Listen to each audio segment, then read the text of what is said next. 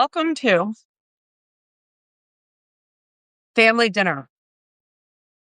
I have salted caramel chocolate in my mouth. This I wanted to show you is an example of when I'm not supposed to be eating any sugar or refined foods right now to fix what's going on in my body with this mold.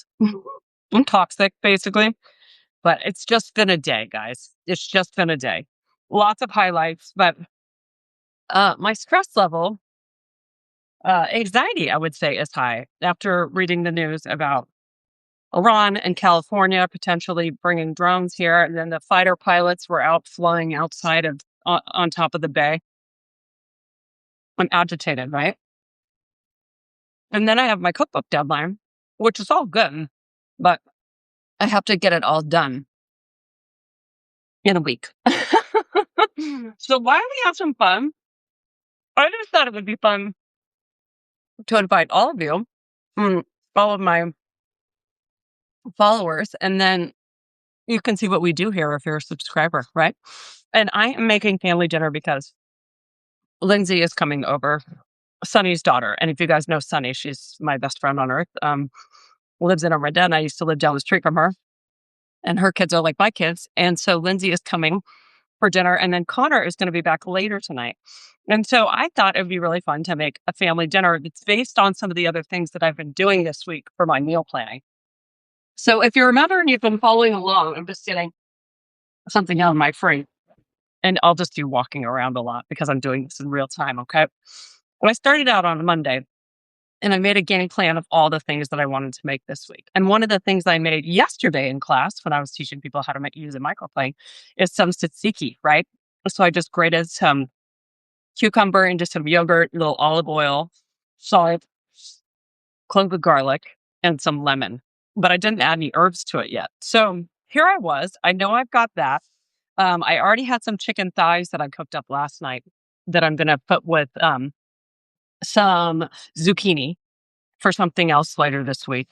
But I decided I wanted to do these Chicken Paillard pieces because they're in my new book. And when I was editing it today, it popped up and I was like, ooh, I want to show people how to do that. All it is that it's really thinly pounded chicken, which you can put on a grill pan. I can't show you guys that because it would have to be on my cooktop and it's too loud and crowded over there. I'm going to do it on my induction top. So I'm just going to put it in a skillet, cast iron skillet to cook it. But they're really thin pieces of chicken. And then what you do is you can either put it on a bed of arugula and cherry tomatoes sliced on top, or you can put the tzatziki on the bottom, serve the chicken sliced above it, and then a big bed of arugula and tomatoes on top. So it's kind of like hiding under it, right? So doesn't that sound like a fun thing to do together? And a really healthy, easy idea, which the recipe will be coming soon. So for all of you, I'm just going to, the other thing I should preface this with before I even start, I just saw this little tendon that drives me crazy, is that my knives aren't that sharp, okay? So one thing that's really important is that you want your hands to be dry. If you're putting them against this, I should really buy some rubber gloves so I can work with raw meat more with you guys, and I'm not so worried. You could just discard the gloves and not worry about washing your hands so much. But a couple of things. You could just start pounding this, and it'd take a long time, and it would be uneven. Or you could just kind of slice through the middle. Again, I'm being very careful because I don't want to slice my hand. And I'm just trying to make even slices. If this knife were well sharpened, it would just be dreamily gliding through. But you want to make gliding motions. You don't want to saw, okay? So that's important no matter what. And here's the little tenderloin that just fluffed out, which is fine. It's about the same thickness of everything else, okay? So I'm just kind of gliding. And it's just going to open up like that. And then, looks like angel wings. Maybe that's what I needed today, guys. How are you all doing? You're welcome to leave comments or say hello. Let's get the other one. This, I'm assuming, is about a pound of chicken in total. I'm so glad this looks like this. Can you see that little tenderloin piece? I'm just going to cut that off because just like a pork tenderloin or a beef tenderloin, chicken has it as well. and it's kind of this extra little piece that hangs out, and it makes it thicker in one area. So if you take it off, it cooks. These are just the chicken cutlets that they sell at the store now like this. Oh my gosh, I'm doing another hack, and I didn't even realize it. Can you see the tendon on that, the end?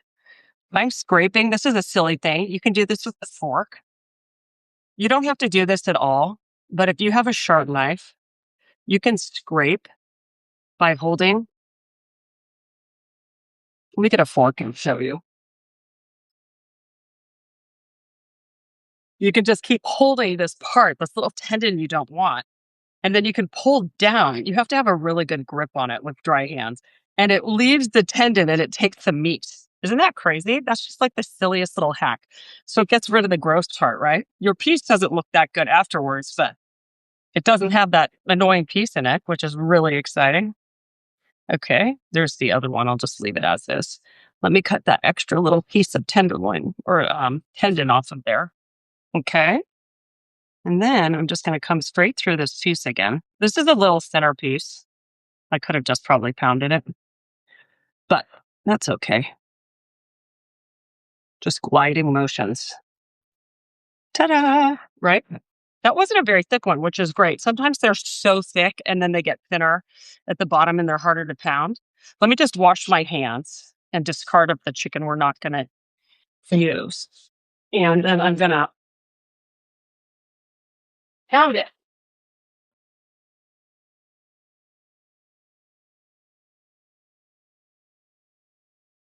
If any of you have been here for Mouse Gate, I'm calling it 246.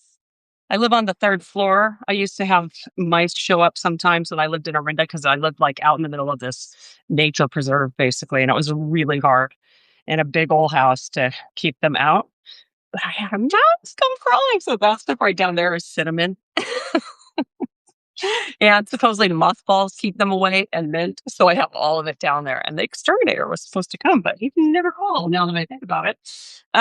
What else do I want for this? I wanted the chicken and then, I want to pound it. I'm just going to pound it a little bit with my meat pounder. These are actually pretty thin, which is great. But let's just get them a little bit more. It works really well if you put this between 2 pieces of parchment or wax paper to grip it. But that works just fine too. You could also trim these into smaller pieces so that they're easier to cook. Like I could trim the ends off these and then you have more like little baby tenderloins. I might do that. I will do that just to make them a little bit more attractive. Just over.